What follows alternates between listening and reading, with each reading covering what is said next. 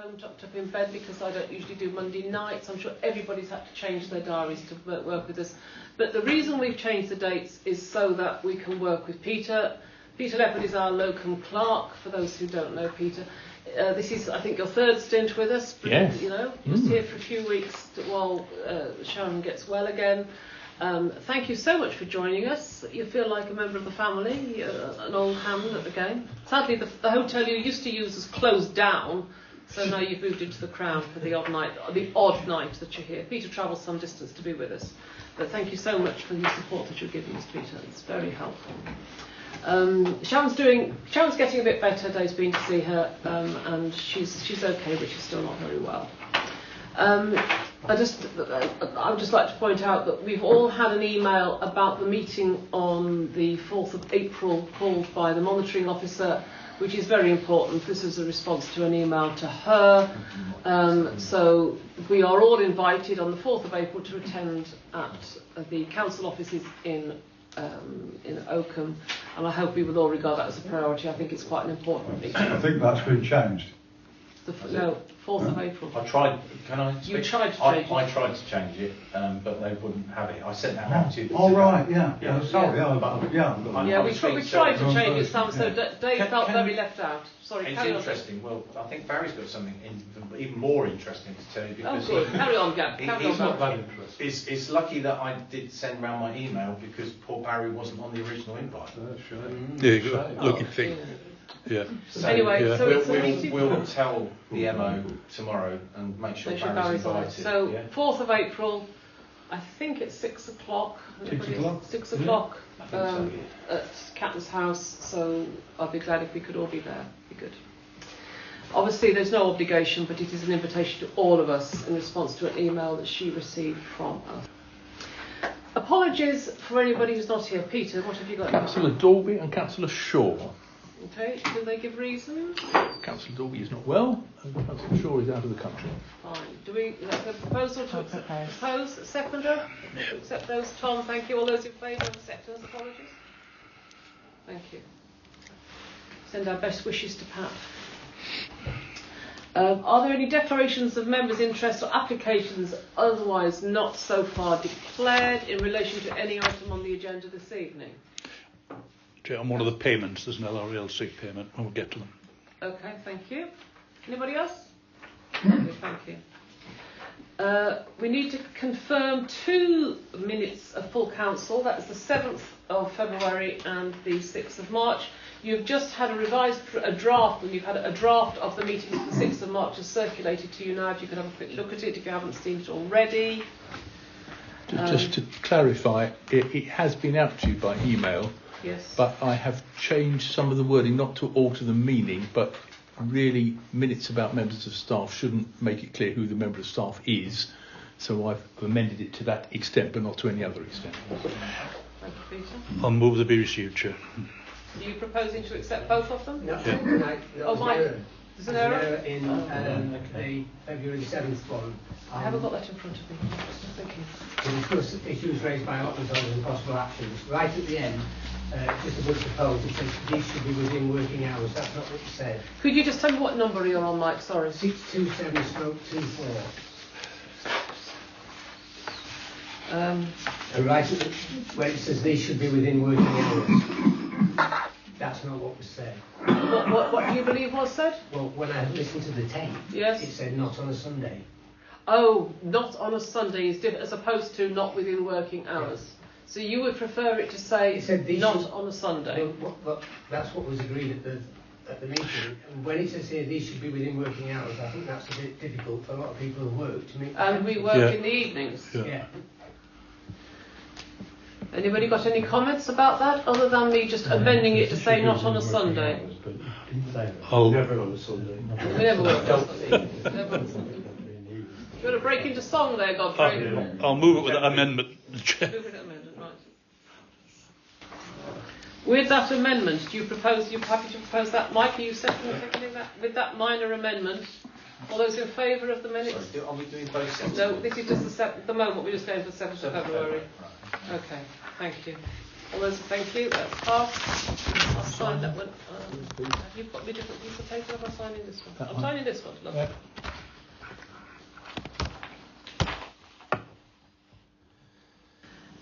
Dave, do you have some comment about the 6th of March? No, I mean, other than I have full respect for anyone who has to take minutes, so I'm glad that I got most of it right, and thank you, Peter, for amending the other bits. So would you I'm like perfectly happy. Would you like to propose that we accept? Yeah, I that? propose we accept. Can I have a seconder? Second, Christine. All those in favour? Fine. Sam, are you? Thank you. That's unanimous. Thank you. Sign this one, forgot my first draft.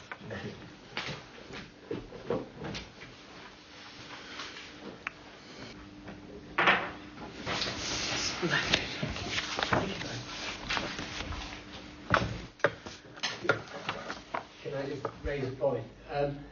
I know it's not on the agenda, but the minutes of January the 10th, I'm a bit confused. Have we signed off the minutes of January the 10th? Well, Yes or no? Because well- if we have, we can't discuss them. Well, I don't know that we have, because the minutes I got and the minutes that are on the website are different. On page. It says to consider the resolution that in view of the confident nature of the following agenda item, blah, blah, the press of 599/24, and it says that confidential text has been removed. That wasn't on the original So you're. minutes. I think First of all, there's an first of all, I have to agree. If we've already signed off the minutes, we can't go back and re-amend them. Yeah. But your problem is that Even there's if they're something wrong. there. It doesn't seem to fit in with what I've got. What you've got where? Well, that's come off the town council minutes. Yes. That's the minutes I've got, which were a draft, and I don't seem to remember getting the full. So you. Can I perhaps intervene? Can I help the situation? If you could help the situation, Godfrey, that would be lovely. I think where this might have come about was that we got the draft minutes in full, Yes. and there were two confidential items. There were. And thus, when the minutes went onto the website, the confidential items were presumably removed. They should have been. Well, they should have been. Well, they were.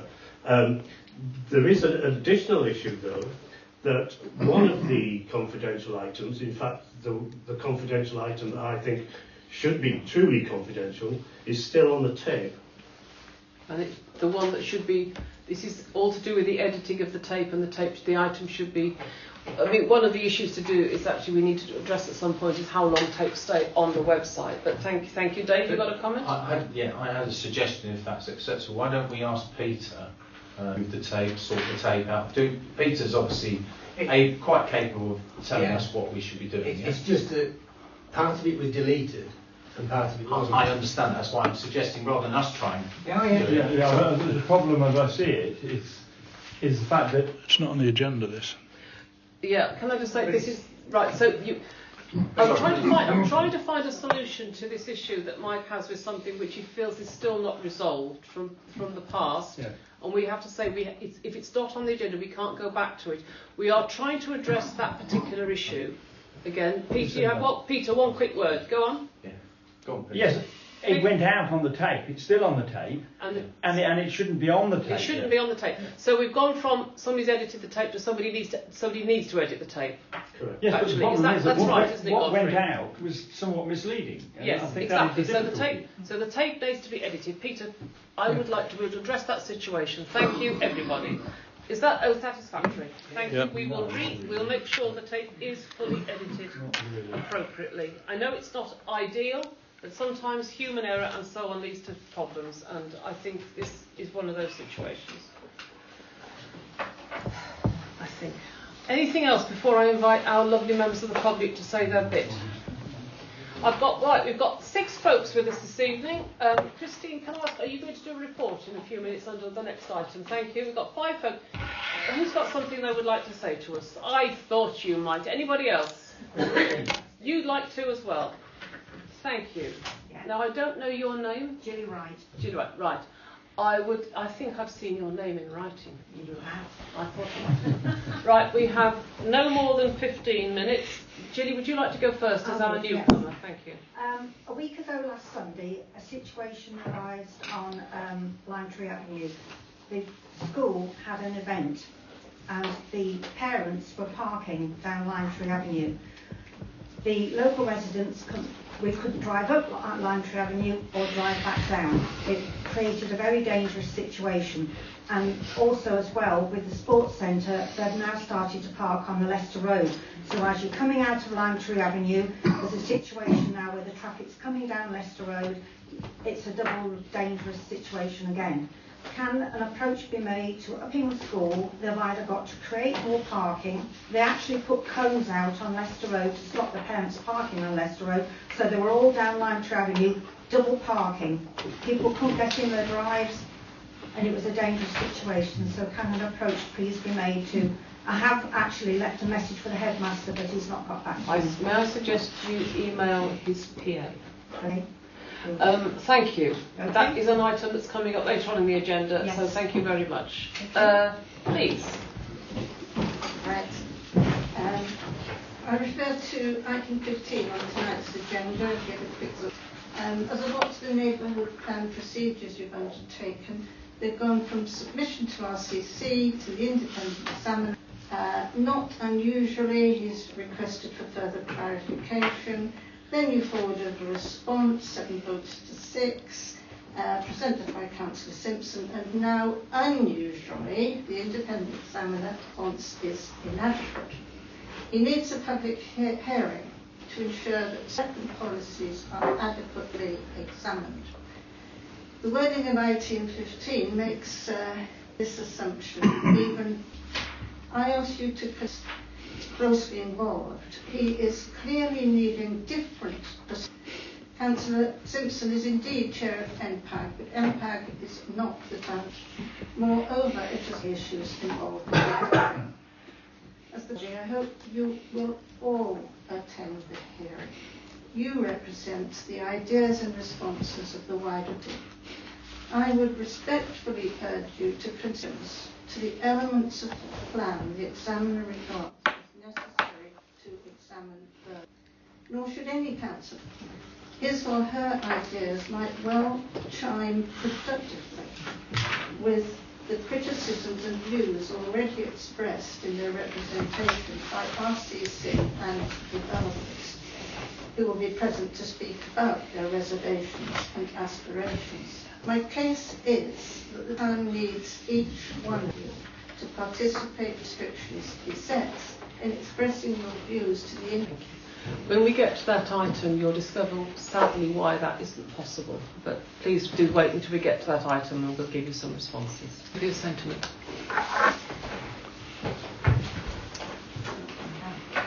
Opportunity to receive verbal or written reports. Thank you, Christine. Christine Wise is our ward councillor. Christine, have you got something to share with us today? I have. I'm going to take a photo off first, and I'm going to take it. I'm glad it's warm enough in here. Usually it's like an oven. 4 things, very swiftly. The council voted in a corporate strategy refresh on the 26th of February, so you're all aware of the 4 priorities. They are climate change, being financially sustainable, which given the Panorama programme tonight is going to become unusual within the country, protecting the vulnerable, and the 4th one's gone and we'll come back in a minute. At the same meeting, the budget and medium-term financial strategy were passed. Most of the usual stuff, except there is extra resource for flood mitigation and sustainability. Although Uppingham fared better than many places during the storms, anybody trying to get to work in Oakham will have struggled, and I think that so flood mitigation is to our benefit as well. We're gearing up for the increased work on nature recovery and biodiversity net gain, which Mark will become very aware of with planning, because there is a huge requirement on developers for biodiversity net gain. I read through some of the training today and it is mind-blowing. Part of that work, we are asking all our parishes to have tree wardens. Uppingham is one of the few parishes in Rutland that doesn't have a tree warden. I will be on your case. We do. And I asked if I could tell you the news on the library. What news on the library? I can't tell you. I begged at the meeting last week to be able to come tonight and tell you. So they're going to put a coat of paint on it? They are going to tell you very soon. It is. Is it more than a coat of paint? It's more than a coat of paint. Okay. No. Very good. Polyfiller. Going to demolish it. Polyfiller on a coat of paint. You were hoping to really get something that's going there, weren't you? And give us something to really be cheerful about. Oh, absolutely. I was like, look, for goodness sake, you're only going to be telling them towards the end of next week. Can't I tell them on Monday? No. I'm sorry, I think I'm it's sure they're just lack doing of it to trust. upset me. Yes, that's not. Well, thank you The for freedom being of willing. Can we sit information here and play guess the results? No, all right, we won't. You won't guess. You won't It's guess, too okay. good. But it's more than. But Okay, fine, right. Thank you, Christine. Can I just ask? We've exchanged a few emails on the subject of a tree warden. Does anybody feel that they wish to be a tree warden? Through you, Chair, Dick Reeves was our tree warden, was he not? Dick Yeah. Reeves. I was about to ask, do they have to be on the council? I don't think it does. Well, then we'll ask Richard. Well, then we can ask Richard. Splendid idea. Shall we? Would somebody like to propose that we suggest Dick Reed to be the? I would take no greater pleasure. Seconded. All those in favour of suggesting Dick Reed? You just did. Right. All those in favour of suggesting that Dick Reed could be the tree warden? Yeah. Could I ask you to write to former councillor With Dick pleasure. Reed and invite him to be the tree warden and work with Christine on doing whatever it is a tree warden does? Is there a job description, Christine? There is. I can get one for you. Please, thank you. Yes. I haven't seen Dick for nearly 2 years. It's really sad. Finance. Let's authorise some accounts for payment. Peter. Okay, so I emailed you all a version of this morning in the vain hope that it might be the final one, but it wasn't. So the version which I put on your desks this evening is the same as what I emailed you this morning, except that there are 5 further items added at the bottom, which are highlighted in yellow.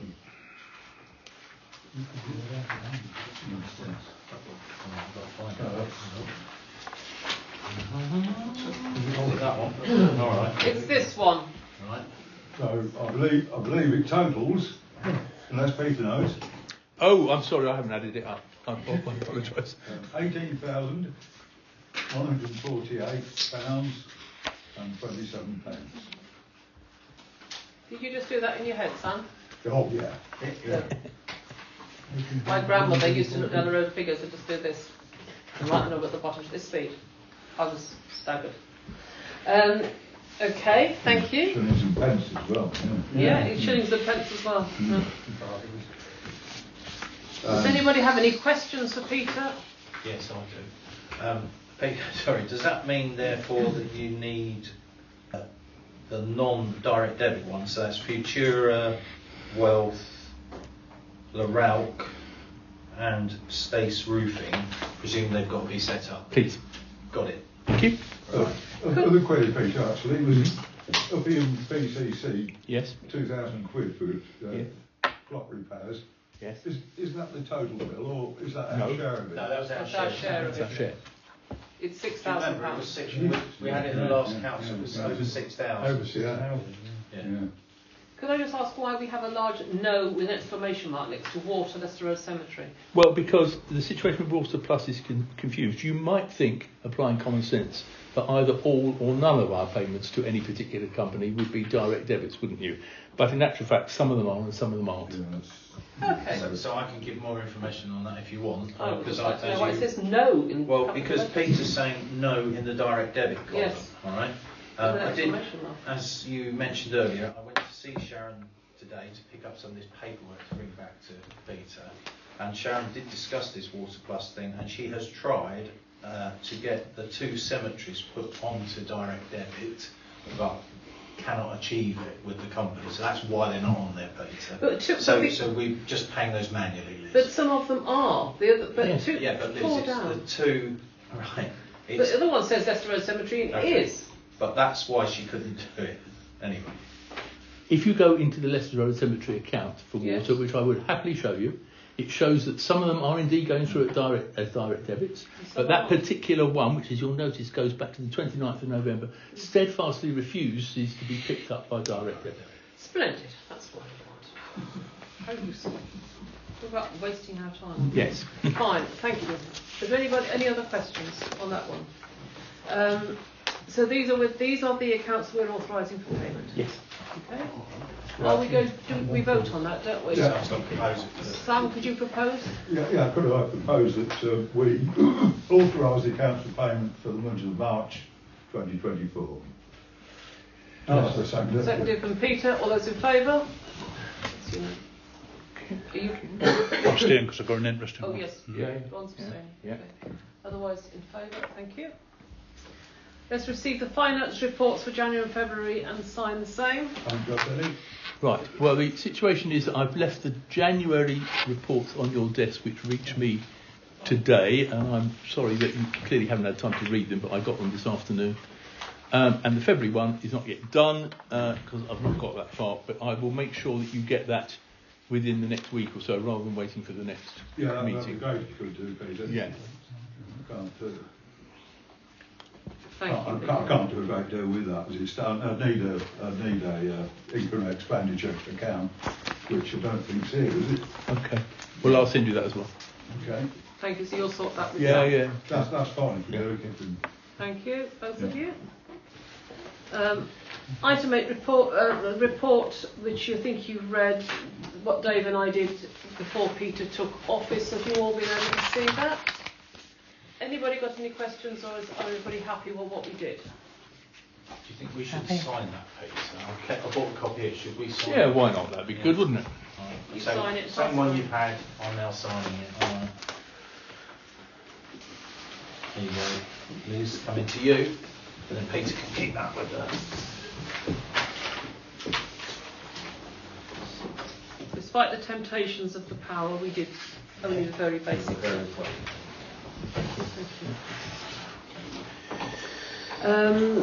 Local. Sorry, Liz. What did we do on 7B then? Did we just ignore that then? Yes, well, I think we have to. We can't do anything. We have to defer. We'll deal with January, February, and March formally next time, but I will get them out in time for a proper look at. Peter, Locum's report. Anything you want to add to that? Everybody's got this in front of them, I hope. The only thing which I realised after I printed it, I've forgotten to add, was that I think it was at the last meeting you asked for a representative from Virgin Media to come and describe why they were digging up the town. I haven't pursued that on the grounds that it seems to be sort of past history now, so perhaps I should have put that on there. Sorry. And I'd just like to say, can we all note the issue with the wall and the situation we're going to have with the car park, because the wall down the side of us has got to be repaired since it's collapsing. We do have an issue with that because so many people use that as a traverse, traffic. It's not a public right of way, but people use it an awful lot. We've had a lot of people complaining bitterly simply about the way we've tried to say this wall might fall down any minute, so we've closed it off and they still go through the gate, literally. They kicked it through. They kicked it through so they can crawl through it, and the gate, and I put a note up saying something like, we advise you not to park. So, and I get, are you telling us not to park? I go, I'm advising you against parking because we are taking no responsibility. However, once the work starts, there will be seriously reduced parking available in the car park. I'm assuming from that then that the responsibility for the wall has been taken by Yes, them. yes, it's their wall. It's their wall. I thought it was, but I mean... However, just so that you know, our insurers do say that if something falls on somebody here, it that's becomes how- our liability. Yeah. Do we need to fix the hole in the gate? No. No? Somebody's offered to fix it. Yeah, I was going to say the neighbours. The neighbours offered to fix it.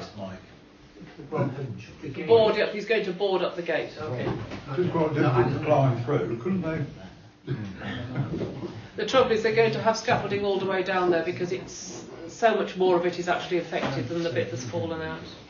Anyway. Can I just point out, I questioned with regard to the scaffolding, whether it would restrict access to the outside door to the lift in this building. And the answer I have been given that the scaffolding almost certainly will prevent use of that door. Whereas, of course, I said, well, that we should try and avoid that, but I am told that it cannot realistically be avoided. So the lift is out of action. Effectively. Yeah. Through you, Chair, that's probably true of the defibrillator as well, isn't it? Because we I need to suppose it is, notify the yeah. ambulance service, Yeah. so That's a it's good not on point. call. Yeah. Thank you. Yeah, Good point. Thank you. That's a good point to put Yeah. out generally, that Yeah. the defib will be out of action. Yeah. I presume that people will be able to access the rear door. Yes. So they can come into the hall through the rear door, but they cannot walk down the side, and that means that fire escape is out of action as well. Because there's a door halfway down the wall, which I believe is a legal fire escape. Yeah.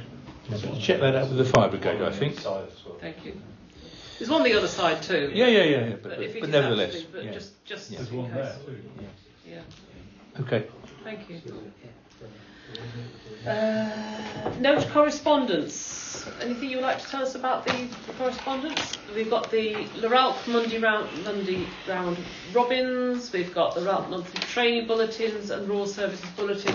We forwarded, when we were checking the Town Clerk emails last week, we forwarded you things that like this that we thought were of use to you. Sorry, I'm a bit Yeah. slow tonight. Yeah. Shouldn't we receive Peter's report? Oh, If you want to. I will. I won't be wounded if you don't.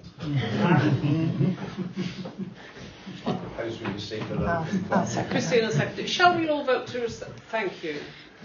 Sorry, Liz. I'm trying to keep up.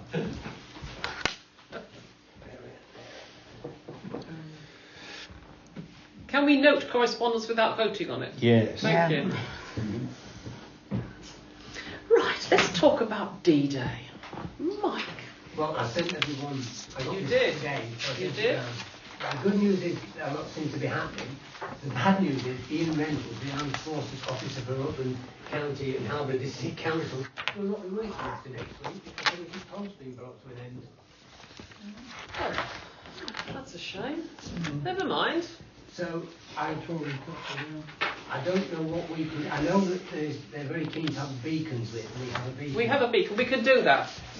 Yeah, and whether we want to involve the churches or not, some people may say yes, some people may say no, but if you want, I've been in contact with the churches, and I think they're doing some things, but if you want to chase up what they're doing and invite them to the next council meeting, that might be... It would be interesting to know whether Churches Together, because it's called Churches Together in Uppingham, as to whether they've got a plan. It'd be interesting if they've got some ideas. I do know that the Royal Anglian doing their freedom of exercising their freedom of Uppingham. I know that Richard Cole, who will be High Sheriff at that time, is very keen that we do that. He's been trying to organise that for the past 2 years. And it's interesting that he's managed to do it on that day. So and I think if we manage to do that and the beacon lighting, that alone will be just fantastic, frankly. Because the feedback I got from Ian was that they don't want it celebrating, they want it commemorating. It's commemoration, Yes. They don't absolutely. want a big Not a firework. big No. thing, no. Dave? So first of all, thank you, Mike, for all that you've done. If we go forward, I think we probably need to expand, just relying on Mike, to some of us ought to have a working party or something, because if we're going to start doing stuff, it really needs to be more than one councillor, doesn't it? Yeah. So, but brilliant work on finding all this out. So, thank you for that. It seemed to me that the best one for us is we're going to get a free military parade, aren't we, through the Royal Anglians? And it's great that they're able to exercise their right to march through the town. So that will be a good parade to have. The business with the beacon, I think, as councillors, I think we should try and take a decision tonight if you want to light the beacon. So I'll just say again what the rules as I understand them are about the beacon, which is we normally liaise, and this is not a joke, I'm being serious now, we normally liaise with the fire service, and their rules are quite strict that they cannot start a fire. Right? They get into or trouble. Provide the wood. Or provide the wood or the means to start a fire. But they're very reasonable. Well, you know, in fairness, they're all volunteers, and we should. Sorry, Tom, do you want me to give way to you? No, you carry on. I was going to ask. So, what they will do, of course, is turn up help provide a safe space around it, help us marshal it and put it out at the end of the evening. But if we're going to light it, we need to get some wood, get a ladder, get up there, firelighters wood, put it in there, and then last time out, I think our mayor had a long line down here somewhere with something, behind her, a pole with to light. And I had to get something from the church in order, which is an oil lamp lighter thing to light it with to get it going. Because it's up in the air, isn't it? Right. So challenge. If we want to do it, it needs some organisation. That's what I'm trying to get across. And so we would need whatever our working party and our clerk to liaise with the fire service, and we'll have to carry out a risk assessment and all the other things, if we want to do it. So I'm perfectly happy that we do it, but I think councillors have to reach that decision. The alternative was we were offered, I believe it was £28, the opportunity to purchase a D-Day 80-year commemorative flag, which I would not propose flying from the town hall, but an option, it's not as exciting as the beacon, but a lot probably safer and less work, would be we could actually purchase the flag for 28 quid and put it up where the beacon goes, attached maybe to the post that the beacon stands on, and then it's just a cheaper option, isn't it? And what's that fight to it? Yeah. I was trying to be serious, Godfrey, but I'll give way to you for your amusing. Why do you think we should not fly it from the town hall?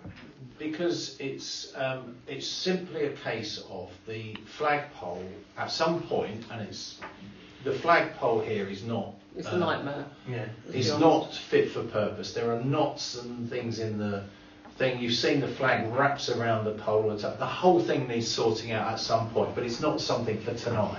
I'm personally very happy if we go for the let's light a beacon because that's the national thing. But I think it's only right and proper to put to councillors that there is a lot of work involved. I think I agree with you about a beacon. It's more of a statement, and a lot more people, I think, and young people like fire.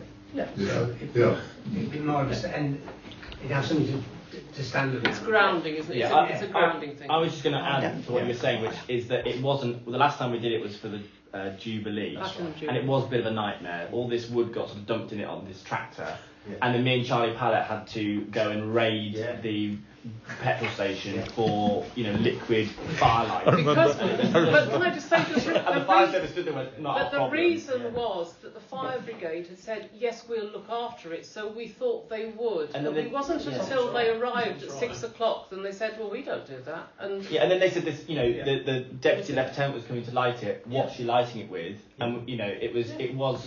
But this time we know what's involved this time, so it shouldn't be. Can I say it really shouldn't be that difficult this time? We know what's involved, so that's good. We were pouring this liquid stuff in it. Mike, so first of all, I would like to propose that we decide that we will have an Uppingham beacon on D-Day. Do I have a seconder for that? Yes. Thank you, Christine. All those in favour of a beacon? Lovely. No, apart from Godfrey.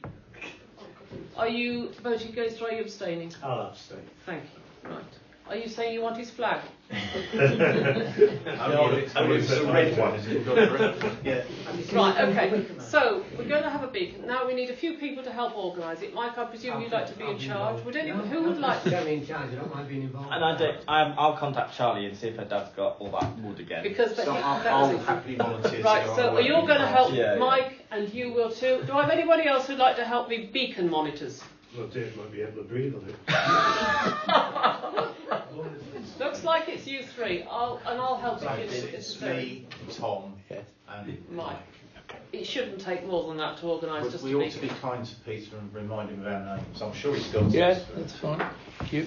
So that's, thank you. Are we proposing that? I think we're going to propose. Yes, we propose this. We don't need to propose the working party. I think we do. Yeah, I'll propose. Let's propose the working party. Christine proposes those three to be the working party. I second it. All those in favour?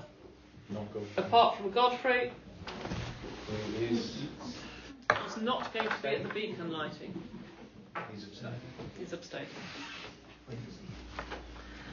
the work department come to. Can I say, I do hope that we will get this freedom of the free military parade. I think this would be rather splendid, and we'll all turn out and tell our friends to come. And hopefully we're getting schools involved and so on with coming and joining in with them. We've got somebody at U-Space who's joined the... Yes, we have an air cadet and we have an army cadet. We've got one of each from two different groups. Which is interesting because they're brother and sister and they go to different places, so that must be a nightmare for organising, but that's not... Thank you. Right, Peter, review the progress towards appointing a new grounds maintenance contractor. Okay, I spoke with the clerk at Oakham on Wednesday, who told me in advance of their council meeting a couple of hours later what the decision would be, and assured me that he would call me back if that wasn't the decision, but he felt sure that it was, and he didn't call me back. So I now know who their contractor is, and I said, so what does that commit us to? And he said nothing at all, in that although the chosen contractor by Oakham knows that you are interested, Uppingham, in using them as well, the decision that we, Oakham, will make tonight doesn't commit that, and the contractor knows that. So they have made their decision. The contractor is expecting us, but we're not compelled to make the same decision. And I suppose the question is, how do you want to go forward with this? Okay. What questions do we have? Is the budget, yeah. Yeah, so I think we should just remind ourselves that the reason we had to do this was that BIFA, as from April, are giving up their contract to do the grass cutting here in Uppingham for us. So we need to find someone to do it. We sent Sharon off to get some quotes. So one of my questions for Peter in a moment would be, amongst the inbox, and again, so did we find 3 quotes from... We sent off the quotes. There are various quotes in the inbox. Yes. Cool. So we've probably got some quotes in there, which is what we asked to happen.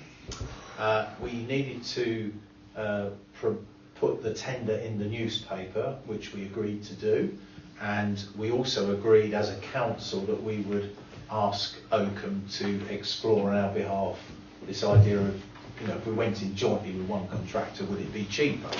So, in my view, I don't think we're in a position to make a buy or no buy decision tonight because we don't know how much it is. Yeah. All right? Yeah. But what I think we do know is that as from the 1st of April, which is pretty fast approaching, we won't have a contractor to cut our grass. So if other councillors are in agreement, I would like to ask Peter if he will go back to Oakham and see if we can get a temporary arrangement to keep our grass cut pending us making a more formal decision, and we ought to make a decision as soon as we've got our 3 quotes in place and we can bring it to the next council meeting. Is that a discussion that would need to take place at F&GP before it comes to Well, all Sam, council? are you happy that we just asked Peter to go and sort something out? Yeah.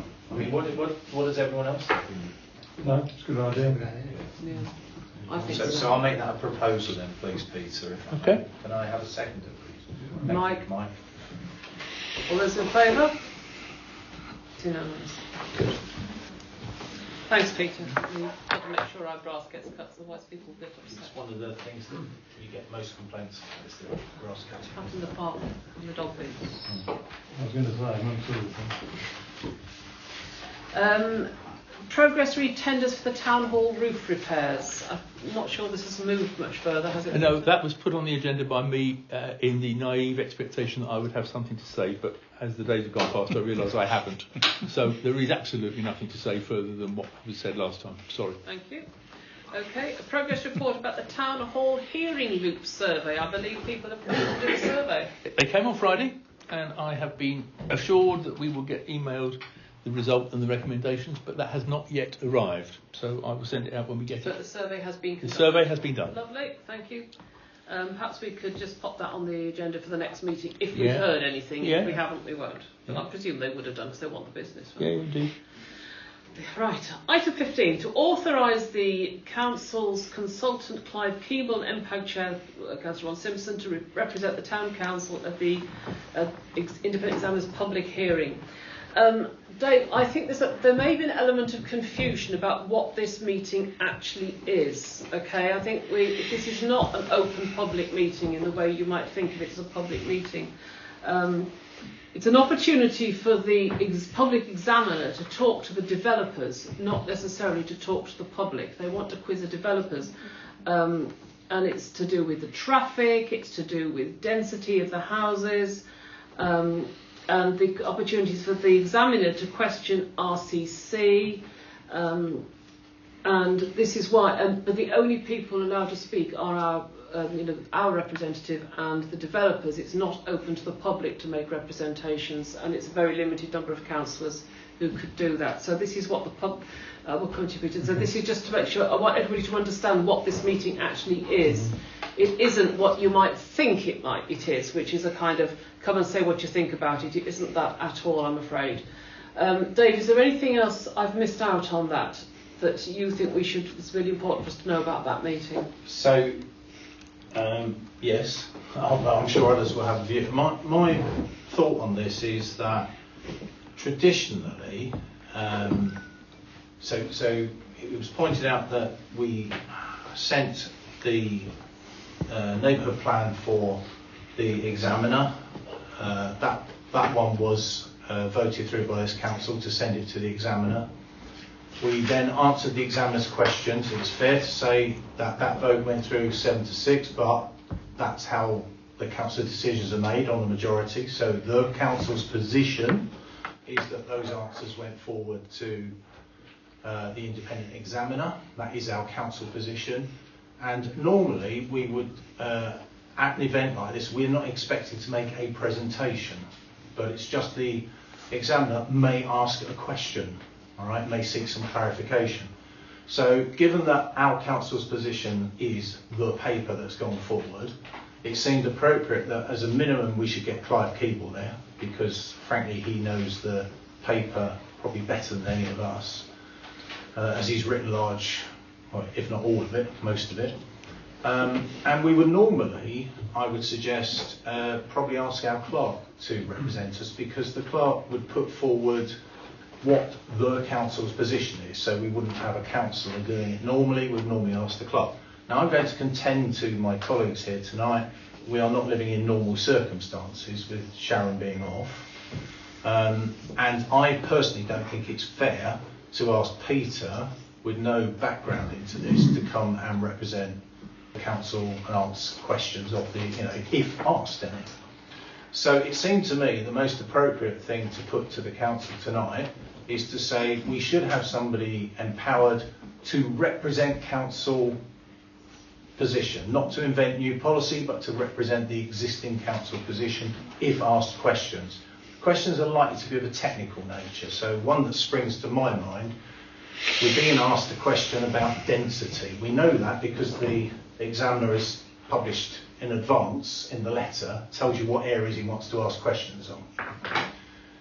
Why, so I'm doing a kind of rhetorical thing here, why council do we think 25 per hectare is an appropriate figure?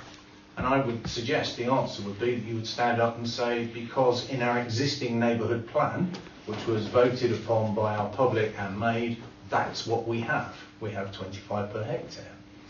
And the examiner is under some pressure from central government. There is a move to try and get more houses per hectare, all right? They want that for two reasons. One, you'll get more houses built. And two, you will use up less land, all right, if you build more in there. So we would need to stand up and explain why we've only got 25, which is quite a low figure, all right? Now, I know that Clive, for example, has prepared a whole paper on that because he was challenged on the density at an earlier stage and he produced a paper on it. So going back to this is our position, we're not able to reopen our position at this point. We've only just voted on it within the last 6 months. We need someone to represent us. We can't send the clerk. I don't think we should send Peter. The obvious person to me is send the chair of MPAG, not because he's particularly the chair of MPAG, but because he is one of our fellow councillors and understands what the council position is. So that's why we've done all of this. I'm obviously going, Liz is going to open it up if you want to debate, but I formally propose that we accept and authorise Clive Keeble and Councillor Simpson to represent the Town Council at the independent examiners. And I'll second that. I'll second that. Are you wanting to make an amendment to that proposal? Well, I'd like to have a discussion before the proposal is put, for sure. Well, I've put the proposal, but I'm sure Liz is going to allow discussion. I will allow discussion. I think because of the situation that we're in, but I just want to remind everybody, it isn't an opportunity for all councils to turn up and say their bit. The examiner doesn't allow it. It's a full day, but carry on. I have a question about that. I think Peter was before me, however. Oh, sorry. My point was only going to be that our councillors allowed to be there. You could be there, yes, but not say anything. So I think it's important then, yes. I've got it in my diary. I don't know the time yet, but... it's 10 till 4. It's 8 till 4. No. They moved it. It's not. It's 10 o'clock, isn't it? 10 o'clock till 4. There's been some confusion over this. The reason that Cynthia has told a number of people it's 8 o'clock is quite fairly, she's booked out the town hall from 8 o'clock to allow the examiner to set up the room. Yeah. The actual item, I believe, is... sorry, of course, my reason for attending is not necessarily to keep an eye on people and make sure that I think they're saying what I think they should be saying. I'm just genuinely interested in the whole process. And it is the developer. It is for the examiner wants to talk to the developers as opposed to talk to us. That's kind of a key thing. Godfrey and then Trevor. Yeah, a couple of things. The information about the process and procedure is that shareable? Obviously you know, and you know. No, I think we all know. You've all received the same email that we have done about what the. I don't recall it. I read that email. I mean, I haven't got it to hand at the moment, but I don't recall it being so prescriptive. And of course the public are allowed to be there, but of course they aren't allowed to speak. But it doesn't say anything about councillors not being allowed to speak. If it does, I'll stand corrected in my orthopaedic shoes and all the rest of it. But I didn't pick that up. So, you know, I mean, if that is the case, then, you know, obviously we have to go along with it. But if it's not the case, then I think we should broaden it out a little bit. Are you suggesting the point of having the meeting for us to be there is to represent the position that the council has agreed on? What we don't want to be doing is saying, well, actually, we're not going to be, because we have voted on it. And I know I'm getting gestures. Could you stop? Please stop, Maureen. It's really annoying. Right, that's fine. Just sit quiet. It's fine.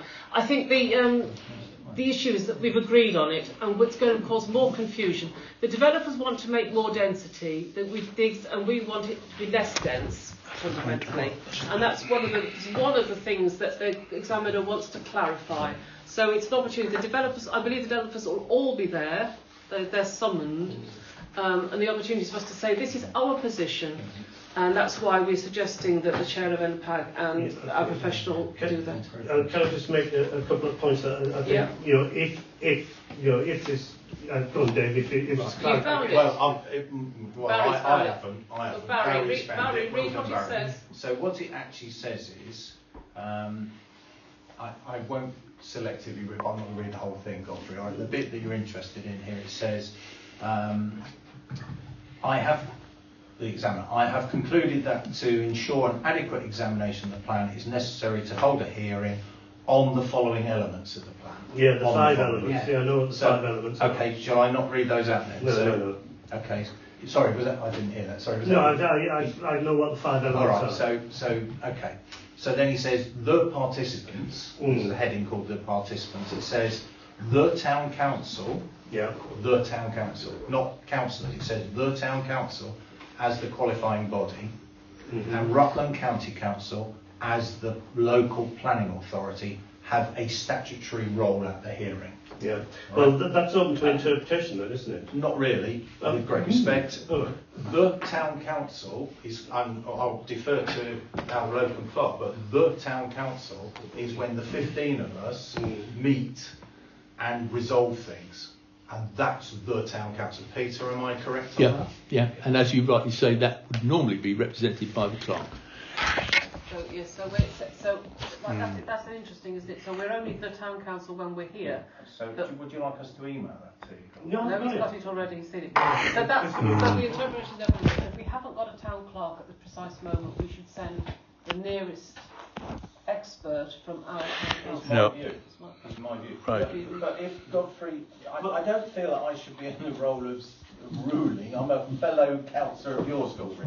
Could we ask Peter? Well, can I just make a couple of observations that if certain people are allowed to speak, that whatever happens, that there are the issue of density. Okay, the decision has been made.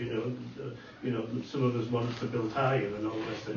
But there are some issues around, say, Alison Homes, for example, who are going to be present, and people might be aware that they recently built in Barleythorpe, and the issues associated with the very poor quality.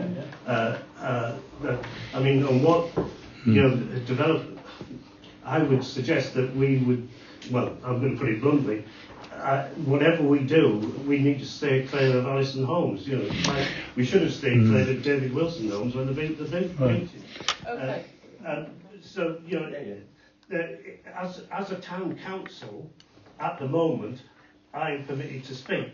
If I'm not permitted to speak at this other event, and that procedurally Peter's telling me that is correct, then I would like one or two things that maybe some other people want to kick around, so that Councillor Simpson and Clive Keeble can at least make a judgment about whether they are prepared to raise these issues. Yeah. I mean, what we don't want, ultimately, when the neighbourhood plan is put into place, is we don't want shoddy housing and flood and various other disgraceful elements that people have even had to I think we would agree with you, but I don't think the individual, because our plan and our relationship with the plan as it stands at the moment doesn't name development. No, it doesn't. And that's one of the reasons why the examiner will have draw those. But this council has not had direct discussion with many of those developers. And they have a certain body has. No, I think. But it has. I'm on that body, and it hasn't. But carry on. No, so because only a small number of us, a chance because of May having passed, were in the working party that did the detail, particularly on one or two of the areas he's going to dig into, like the density. My aspiration is that the consultant will be able to answer all the questions. It's just possible the examiner might ask a point of detail where I might be able to help the consultant if Councillor Greer represent. I agree with everything you've just said, that the job is to represent the council as it has decided. It's not about my personal opinion, it's not about my preferences, nor any other councillors, frankly. Only the examiner will ask questions.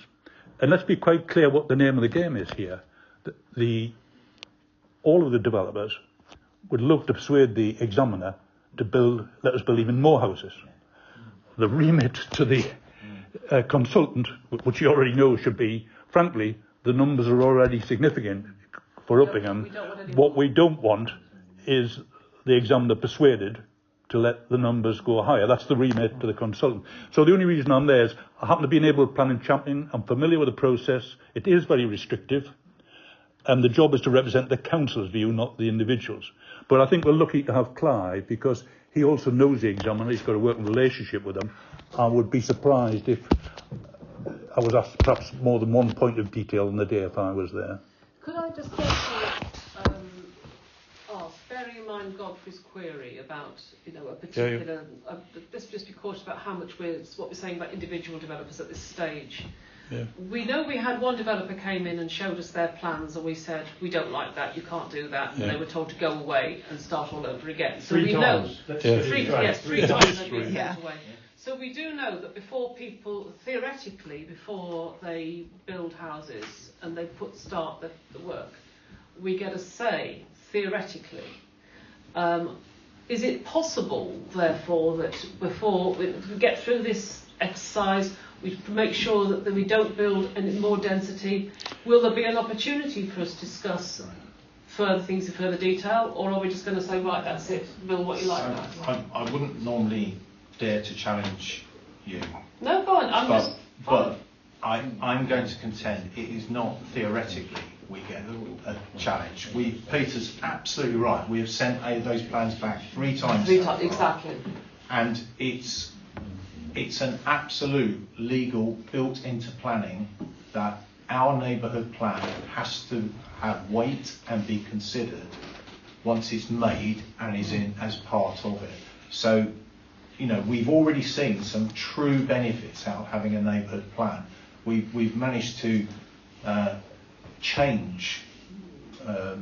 Well, we can say who it is, can't we? We've changed the Avant Homes design, and as Peter says, we've sent that back 3 times so far. We've had 2 independent architectural reviews. Again, those were things that are in our existing neighbourhood plan to carry forward.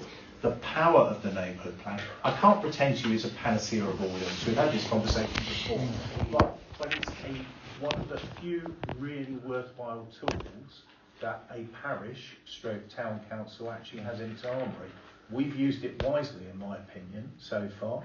And I look forward to making sure that this one goes through and we continue to have that weapon in our armoury to make sure our town's developed as we want it.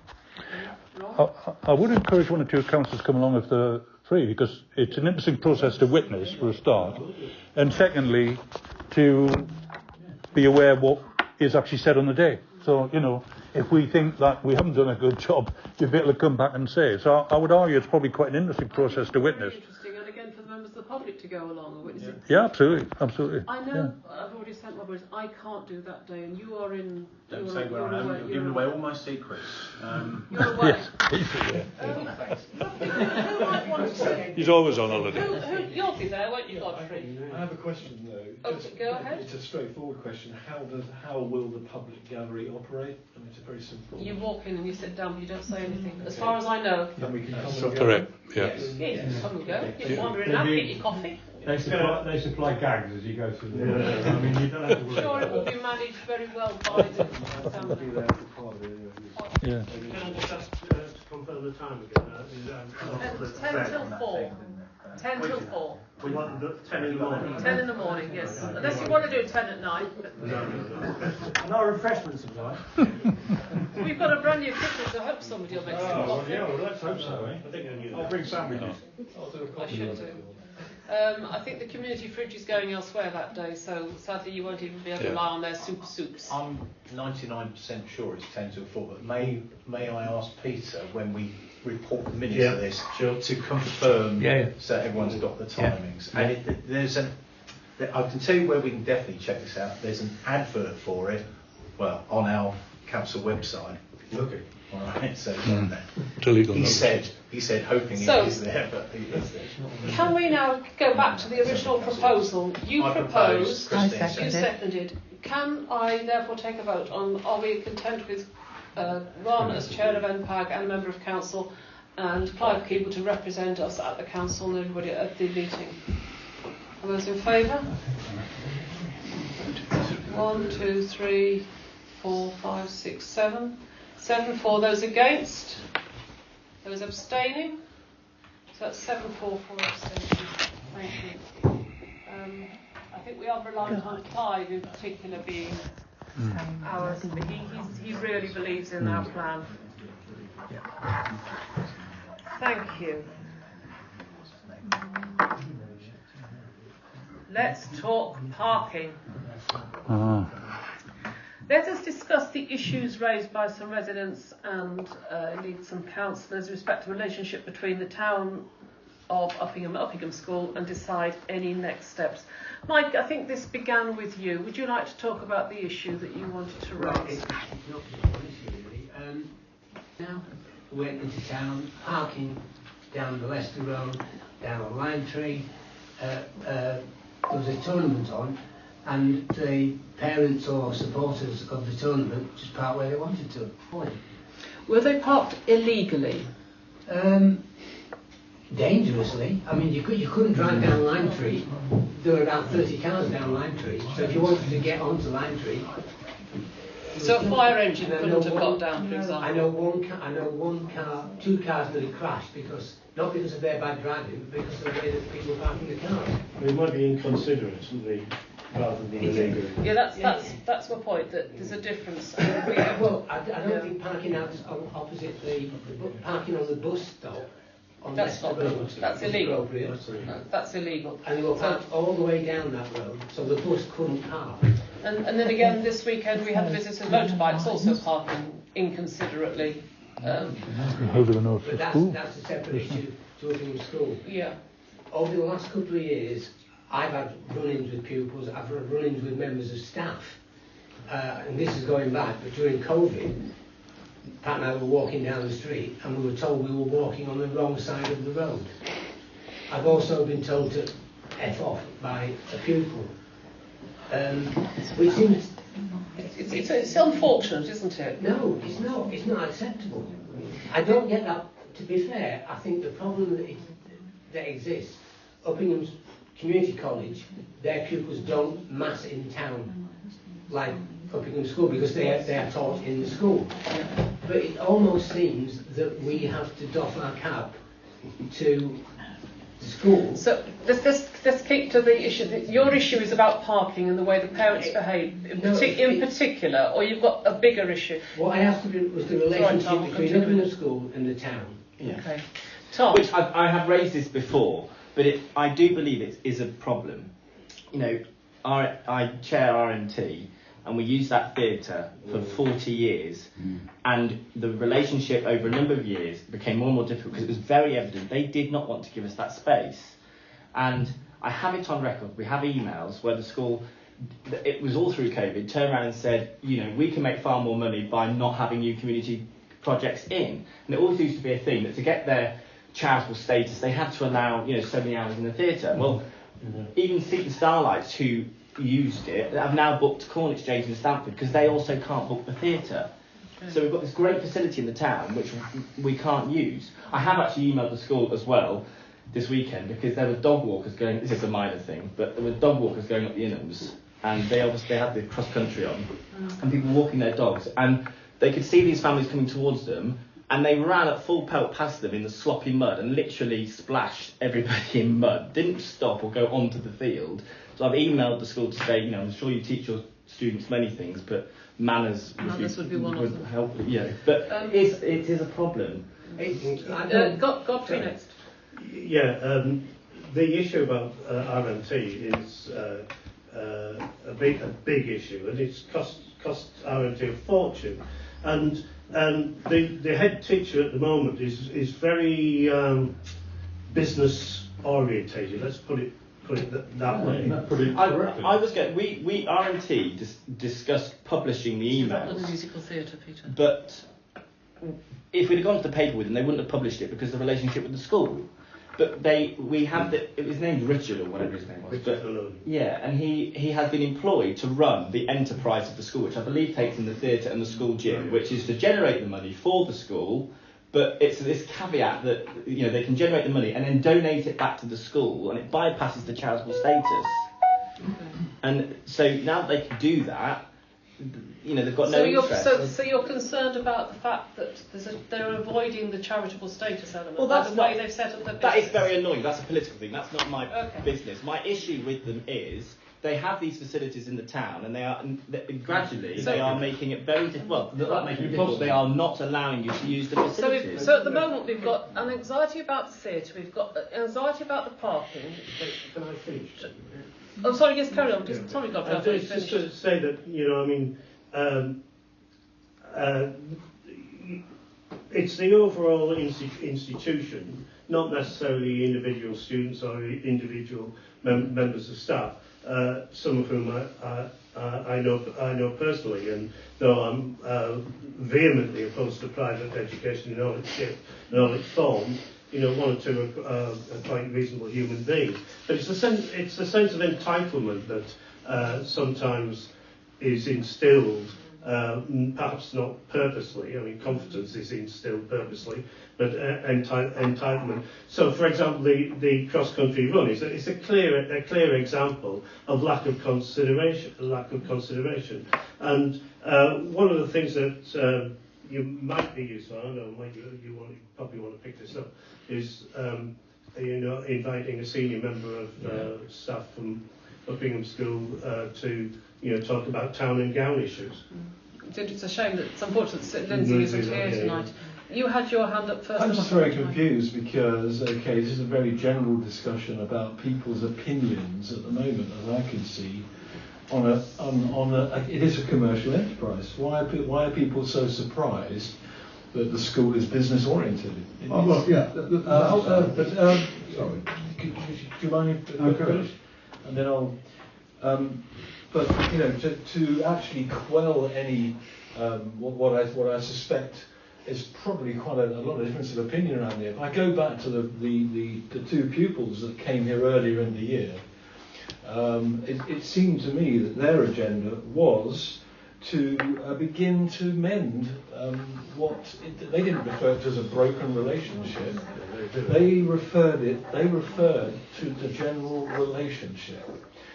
So in a way, they started first. Well, can I just ask the council how we responded to that request from the school?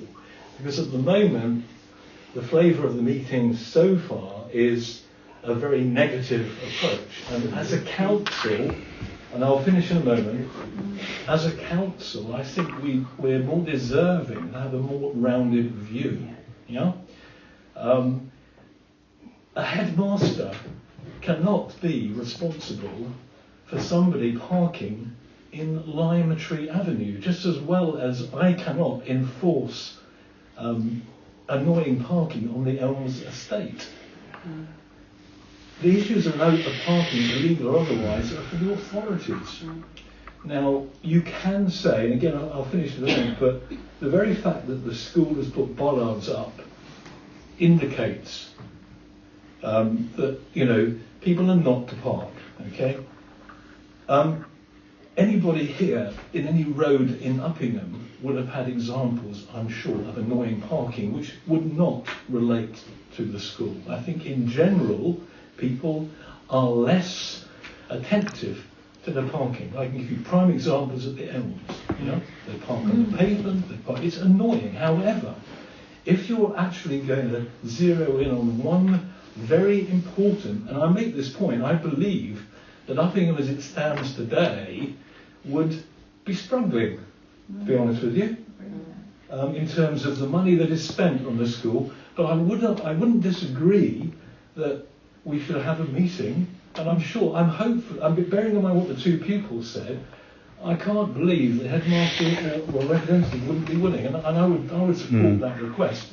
But to kick off such a meeting with negatives and give him a long list of negatives, that, to my mind, is not a professional approach that you'd expect from Uppingham. The two students who are assigned. Mike as councillors, we're here to listen to the opinions about other people that put us in post. A lot of people complain about the attitude of the school, of some of the masters, and of some of the pupils. We should, yes, it's a symbiotic relationship, but at the moment it doesn't appear to be. Okay. It's all well and good inviting two pupils to come here, and they were very good. Yeah. But what concerns me is the school feel that it gives the impression to a lot of the population. I'm not just speaking for myself. I've done stuff with the chaplain. I've given talks to the school. I've given talks to pupils. I'm not against them per se. But what I am annoyed about is the number of people that come to me to complain. Okay. So, right, it's all right having a negative attitude. I haven't got a negative attitude, but the people that come to me having to push wheelchairs off the pavement because the pupils won't get out of the way. Okay. Peter. Yeah, I mean, I was born and raised in this town, so I've lived with the school, so to speak, for 73, so I suppose 73 years. And over the years, in my opinion, we've had good, bad and indifferent headmasters. Where I differ in talking about that the headmaster doesn't have, the headmaster has total control over the school.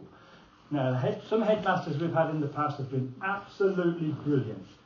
First-class people came to us, spoke to us, invited us to things, invited us to the carol service, did all sorts of things to make a difference in the town that the school would want to make. I personally feel, at this moment in time, that relationship is at a very low ebb. Now, I can point the finger, if you like, at an individual. I'm not going to, but I could, in as much as no, not on the council, because at the moment we go down the route of it's an educational institution, but it's also a business. Now you can run it as both, right? At the moment, the accent for me seems to be very much on a business and not on an institution that actually is there as much as possible anyway to help everybody. And I personally, as I said, feel at the moment it is at a very low ebb. Okay. Yeah. It's Right. Trevor, then Godfrey, then Ron. I just want to make a comment because it's not very forceful to quote anecdotal evidence. That, for example, there's one councillor saying a lot of people have approached him and he doesn't like the approach or he's been sworn at or whatever. That's not actual evidence, okay? That's his opinion, all right? He would have to back it up and describe to me a situation. Also, I'd also pick up, and there's an element of quite a surprising element here of unfairness, because there was an implication that only groups from Uppingham School accumulate in town, but that's completely wrong. You know, on the way home from Uppingham Community College, there are plenty of kids that accumulate through the town and other places in the town. So I think it's a bit of a nonsense to use that sort of information when fundamentally I quite agree that, you know, because there's a great deal of uncertainty and obviously unhappiness and probably a lot of misunderstanding between this relationship. And, you know, despite what I picked up that, you know, apparently some other councillor made the allegation that a visit from two people from the school was a stop. Well, you know, that's on tape. I don't think that is a very helpful comment. You know, I said, you know, this, you know, and this is a business. This is a reputable school, okay?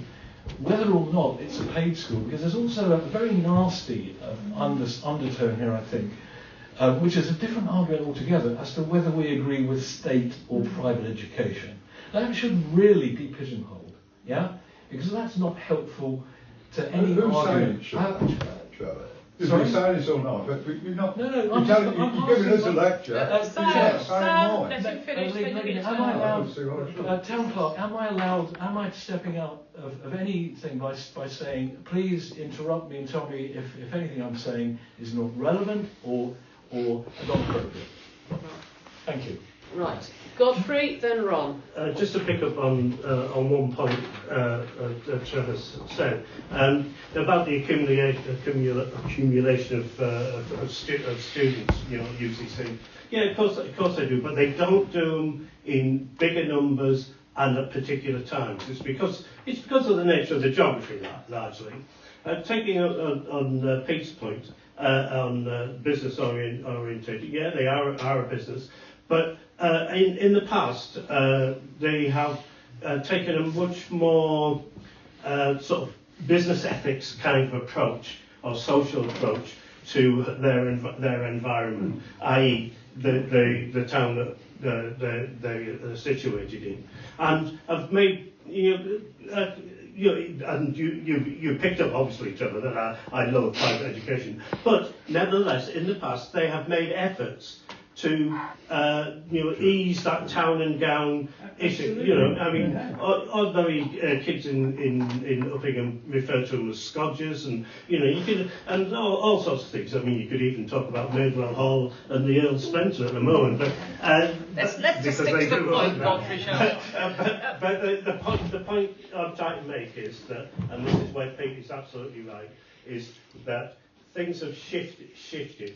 And the RMT issue is a classic example of how to, I won't use the expression, but irritate ordinary folk. Okay, thank you. Ron, you were going to say something? And then Dave. Yeah, I think we've got to be careful, Chair, because I'll be going up the road shortly, and there's a group of people up the road who are singing the praises of Uppingham School about their engagement with this community at an event last week where 14 schools were hosted with a whole lot of local people, and it was absolutely fantastic. It's exactly as you would wish it to be. I hear what Peter said. Over the years, from my only 20-odd years, things have waxed and waned into relationship and levels of interest. I think the reference to the young people coming to speak to this is a good one, because it would be, if we would invite the school at all, it would be good to say, can we talk some more about how we further develop the relationship? I would prefer we do not go in on the negative, because we can all quote the negative examples. It's always going to be negative. And always are. From my point of view, I'm just conscious of the fact that there'll be a lot of publicity this week about just how generous and how good, how effective this particular series of events last week was. So I would say, if we can find a positive and diplomatic way to suggest, is this the right time to follow up on the visit to those two youngsters and invite the senior manager to come talk to us about developing the relationship further, then we can raise the negatives in the middle of that discussion, but let's try and make sure it looks positive from the outset. And okay, sorry, Godfrey. Dave, you were next. So I've kind of listened to all of it before I say anything. I actually have sympathy with the position that we started with, which opened on the Lime Tree Avenue car parking at the start of the point. That was bad. I declare an interest. I live on Lime Tree. Right? I also can say to you, I didn't see what happened that day because I wasn't here, but I have seen it on many occasions, the parking down there. And I agree that the way to resolve this is through negotiation and talking and so on. And historically, we've managed to speak with the school, and the school used to put cones down Lime Tree Avenue. For some reason, they've stopped doing that. And I think it's important to get a dialogue going, all right? I absolutely think that's important. So there's just two things I would say, and then I will give way. All right, but two things. One, I do know that Christine is trying to organise a meeting to speak with the school about the whole parking, particularly around the sports centre. And the sports centre as well. So that is underway, and I know that the council will be invited to send somebody to join with RCC on that. So I welcome that. The second thing, and I'm trying to choose my words really carefully because I do not want to inflame old wounds, but we need to think how we invite the school to come forward. Positive though I am about the impact of the two young people who came, I don't personally think they've got the political clout to be able to do this. We need to speak with a member of management, for want of a better phrase, whoever that be, headmaster, bursar, whatever, whoever it's going to be. It's got to be somebody with sufficient clout to do something. Yes. What I just wanted to say, and please don't take this the wrong way, but we've asked other external bodies to come to us before, and we have to be really careful about how we ask the school to come, because I think if we are seen, perceived to have summons someone here, we won't get what we want from the negotiation. So I would like us to carefully invite a dialogue, and I'm not 100% sure how we do it. No, for an open and honest discussion. And remembering that if whoever you invite may not realise that the whole of Lime Tree was clogged up with cones because they were somewhere else on site that day and they didn't realise. So I think they know now. Well, they probably do. Mike, last word on this one. Go on. Yes, there is a lot of anecdotal stuff, but I mean, I've witnessed them, and it's when you're standing there and you're luckily. Pat didn't rip his head off, which is what she normally would have done. She should have done that. Might have been a good idea. Wouldn't have got anywhere. Wouldn't have got anywhere. No. What concerns me is, I think it should be open to the public. I think the public should be allowed to. They're not going to come to a public meeting. I think that's a whole different. That's a whole different area. We're here to represent the public. No, not in this. Not in this particular. Okay. But can I just? Sorry, I'll come back to. I think we just need to be cautious that we don't go from we're really cross about the parking to the whole of the way you're managing your pupils is wrong. And I think is a fine line of how we actually get a change. The difficulty is we don't want things to get worse. We want things to get better. And they can simply clamp everything down and say, no, it's our business, we'll do what we, But we want them to work with them because they do bring so much money into the town. Without them, we wouldn't have all the restaurants and the pubs and so on. We sort of accept that. But it's a two-way process, and at the moment it doesn't feel like that. It doesn't feel, and I accept that. Like it doesn't feel at the moment. We've gone a little bit the wrong way. I understand that. Right, Tom, Tom, and then I think Christine. Christine was before me. Christine, then Tom. Are Uppingham School personally liable for where people park? No. Because you can park anywhere you like as long as it's legal. Yeah. That's what I said and right if at the it's, beginning. if it's not legal, that's not Uppingham School's fault. No, it's the police. You have to call the police. And the police will say, it's not up to us, it's civil enforcement.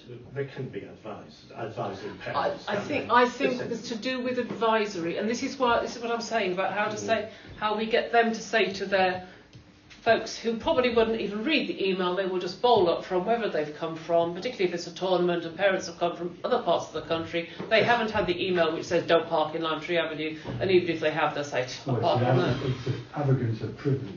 Yeah. I agree. I think parking is difficult because if someone's going to park their Range Rover somewhere, they're going to do it regardless of whether the headmaster's emailed.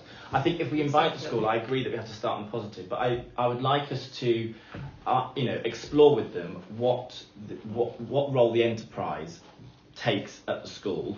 I have emails. I've just found the email, where they confirmed in an email that the school went through a restructure, and this Richard Poole now runs the enterprise, and he deals with external bookings outside of term time. He's the person you have to contact, and then there's various emails where they say they're changing their pricing structure, and this could see a lack of availability for community projects during the school holidays moving forward. It is suggested that the hire of the theatre to local community projects could be scaled right back possibly to 1 week of the year. So I think it's not unreasonable for us as a council to ask them to elaborate on what this restructure is and what role the enterprise plays at the school and how this fits with the community projects locally. I think that's an interesting way to do it because that's a very specific invitation to a specific person. Does anybody think that would it be worth inviting this particular person to come, or is that a step too far? Yeah. Does it begin with a conversation with the bursar? That's what I'm wondering. He's the head. Let's face it, he's the man in charge. He's the one that pulls all the strings, purse strings, whatever strings there are. But he will simply pass it to somebody else. I'm wondering if we can help. Can I suggest a way forward then? Look, we are united, are we not, in the idea that we want to enter into a dialogue? Yeah, anyone say we have? Honest and open. Why fair? Okay. So why don't we? This is not knocking it into the long grass. Tonight we could talk around it forever. Why don't we ask Peter, who does know the bursar personally and so on. I'm not suggesting the bursar, but this is my proposal, that we ask Peter to expedite a meeting for us. He was on our town council. With Stephen Taylor. But we could expedite a meeting of the senior management of the school and the town council. Let Peter sort something out, bring it back to the council and tell us what he sorted out. How would that be? Yeah. I think we've got it's a really good start. I'll second that. Thank you, Pete. All those in favour? Lovely, that's unanimous. Thank you. I think it shows it's a move definitely in the right direction without us looking as if we're starting on negatives. But I think we've got a number of issues that are increasingly, and the parking has just been one of those to do with the way they manage their visitors, basically. I do know that the sports centre's also got problems with the new way they do everything. Yeah. Thank you for bringing that up. Item 17, to authorise the clerk to sign the Goodman-Nash contract for the investigation of relief. Would you like to tell us about the Goodman-Nash contract for investigation of relief of something, but I'm not quite sure what being... I copied someone else's wording and I smiled as I did so. Goodman-Nash are one of these organisations who try to convince you that you ought to take them on because they will save you money. But it does look as if there might be something in this. They are saying that one of the things they do is to study the amount of business rates which organisations pay and whether that appears to be correct or not. And they claim that we have, over the period 2017 to 2024, so what is that? That's 7 or 8 years, depending on how you judge it, that we have paid £15,700 too much in business rates to Rutland County Council. And that if we are prepared to sign up with them, they will negotiate that down for us, and obviously they want a slice of it. It is very clear. What a surprise! It is very clear that this is a no-win, no-fee basis, and if they don't succeed, we won't pay them anything. Insofar as it is possible to be sure that this is not some complete scam, I am actually reasonably sure that it is a sensible thing to have a go at, and actually so is Sharon. Has she sent the paperwork out to you? Not yet, no. Has anybody else that you've worked with done this? No. Oh, That's a fair would you like to... Do you think it's something which would generally be worth spending some time on, just ensuring it's a really good idea? If you say it's no win, no fee. Yeah, the fee is 35% of the savings they create. So we lose £5 and get 10 grand back. Yeah. It's expensive, but on the other hand, we wouldn't get the 10 grand if we didn't gave them the 5. Is that what you're saying to us, Peter? Yes. Seems like a no-brainer. Nothing to lose. Sounds like a no-brainer. Godfrey? But on the other hand, RCC would be 10 grand down on the game, and they're strapped for cash too. Perhaps they should be signing us to They might cancel the library plans. Might cancel Christie's library. I like it. I like it. Things have changed. Are you recommending this to us, Peter? Yes. I mean, if you are going to ask me, have I done every last possible piece of research on it? No, I haven't.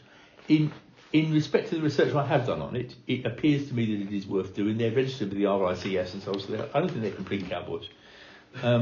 If, however, in order to feel comfortable, you would like me to do some more research and bring it back in a month's time, I can do that if you would prefer. Which would we like to go for? That's a question. Do we know what the percentage is? Or if they... 35%. They get 35. Yes. But if they get nothing back, it doesn't cost us anything. Yes. Okay. What any potential risks? Reputation if they turn out to be cowboys? Is that an issue, or is that? I've been trying to think that through, but I can't. You can't. Even if I did, I can't think of what that would be. No. Okay. And it wouldn't cost us anything anyway. No. Through your chair, I mean, I'm personally happy, but it would only take a phone call to NALC National. Yes, it would. To see if any of the councils A used it or B had any problems with them. Yes. And if not, well, let's try. There's nothing to lose. Well, I think that if we've got just somebody says actually, they're all right, somebody like NALC, sounds like a good idea to me. Any other views, Peter? I just want to make a proposal that we ask the clerk if he would contact now to find out if there's anything negative, and if there isn't, then we go ahead. Yeah, have a go. Mike? Seconded. All those in favour? Oh, sorry, I better abstain now. I haven't suggested that you was not going to. All bar one. Yeah. How splendid. We've actually authorised you to do something, Peter. Yeah. Planning applications. It's just to finish our meeting. We've got some planning applications. We haven't had a planning meeting. Barry? Yes. Are you aware of Do you wish to say anything about these planning? Thanks for the notice. But yes, I can talk about them. I just presumed you would because Mark's not here, and you're so good at all of this planning stuff. Thank you. That's real good. Yeah, just come. 14 Queen's Queen's Road, I can't find that Right. planning application on the Okay. website. Right. I got it off the website. But I did get it off the website. But maybe it's been taken down. It could be. Yeah, it's not on there now. Okay, fine. 22 North Street East is an application on the co-op building to replace the refrigeration plant, which is located on part of the roof. Oh, okay. Not a lot of detail. They put in some manufacturer's literature which gives details on 2 items of plant and some decibel ratings for them. And we have recently had an application at Stockerston Road where refrigeration plant was being installed, and people got rather touchy about that. I think this is quite a way away from where people are residing, and the decibel levels that they're talking about, which are between 62 and 58 decibels, that isn't particularly loud. No. Is that during installation or once it's installed? No, it's running. No, it's When it's running. running. Yeah. What is it at the moment? Don't know.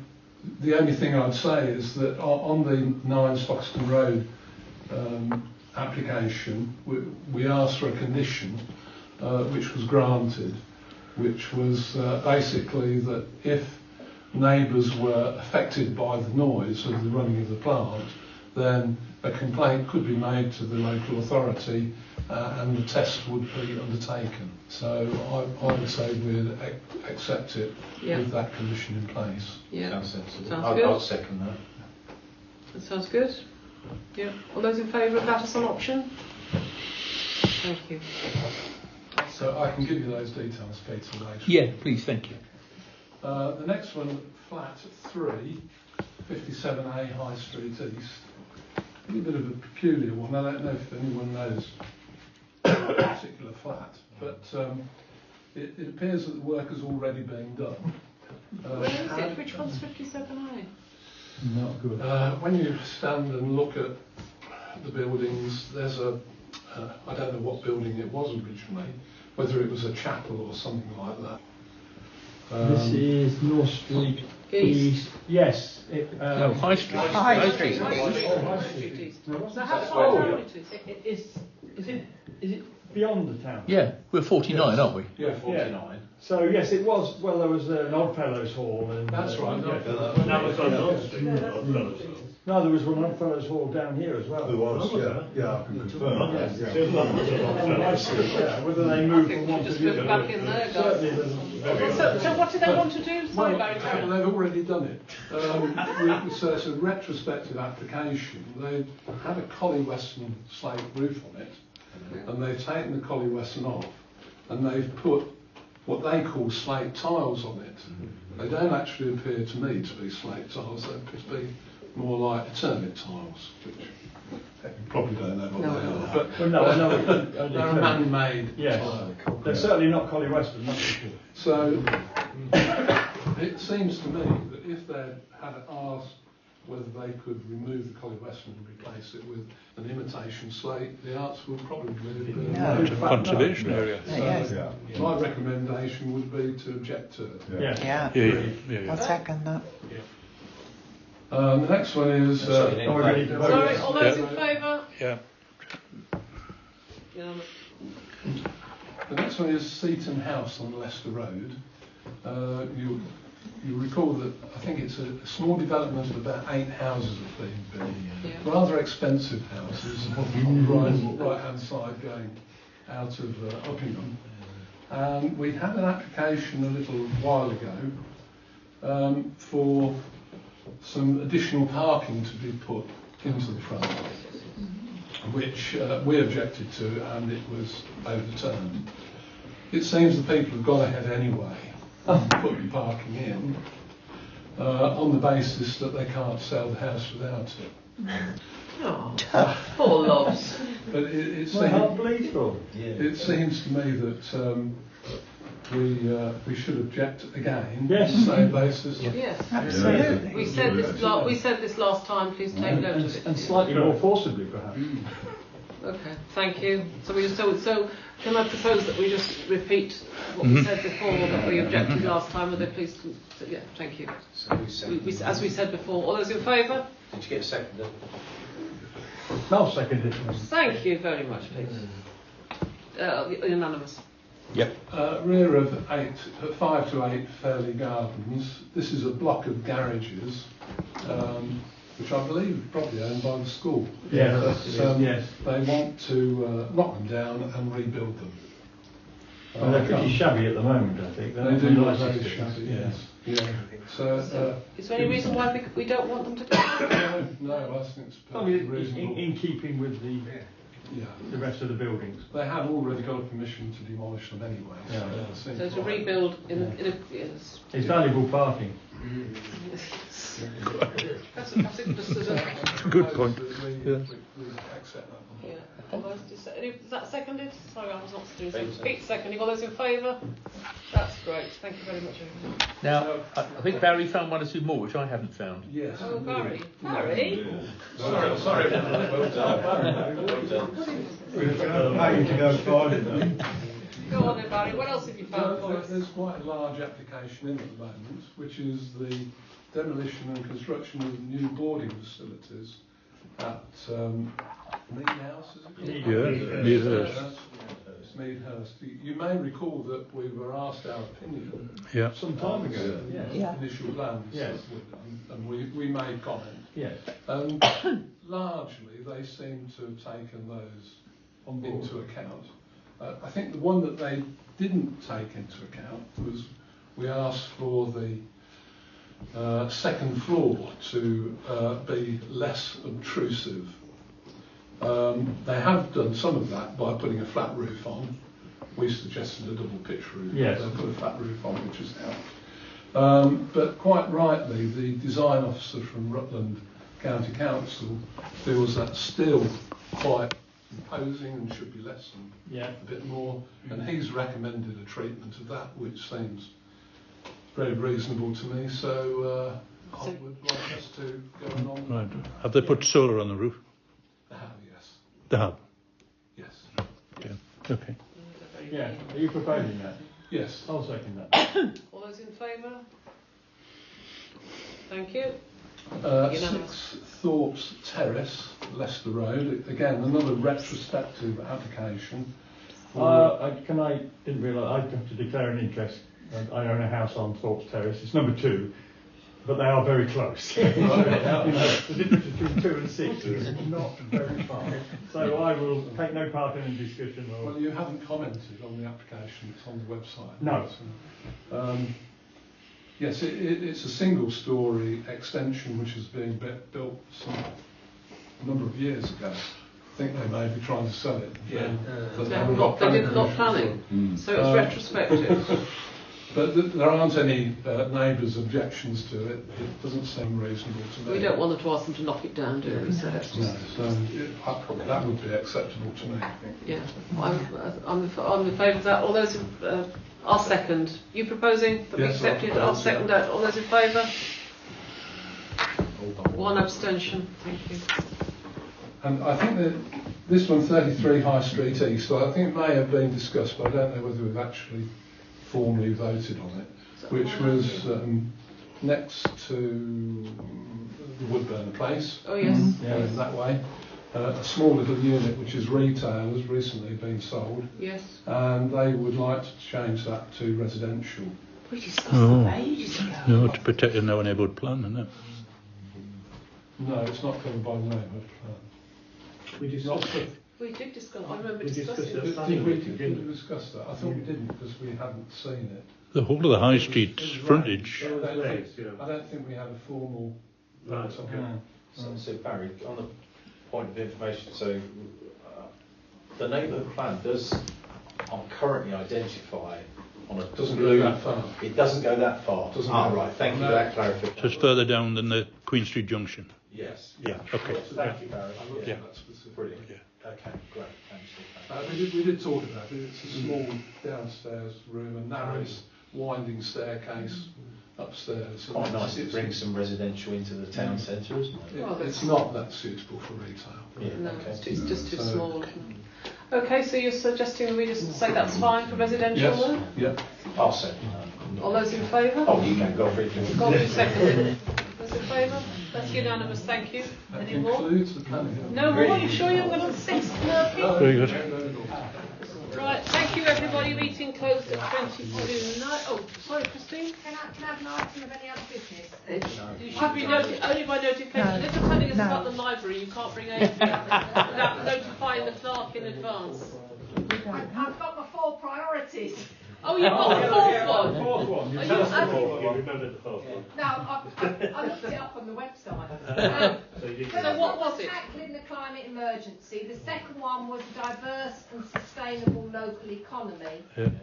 The third one was support the most vulnerable, and the fourth one was to provide good public services. There you That's go. what. That's a new idea. I like it. If it happens. And Godfrey, we've checked, and on our website, the meeting that you're interested in is absolutely 10 o'clock until 4 o'clock. It's on the Town Council's website, an advert for it. Thank you everybody for coming. Thank you, Peter. Will you be staying? You're staying over. Yeah, brilliant. Tomorrow. If anybody could close the table before we leave, that would